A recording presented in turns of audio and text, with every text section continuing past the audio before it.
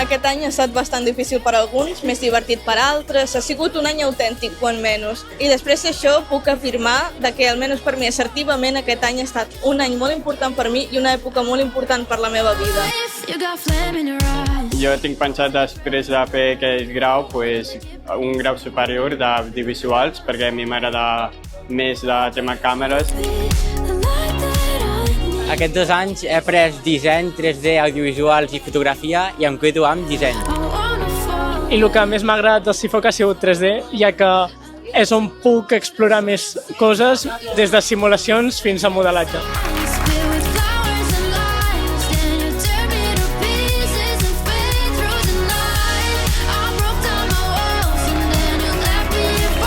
El que me quedo més és amb el disseny gràfic, m'ha ajudat molt en tot el tema mockups, etc. per la meva marca de roba.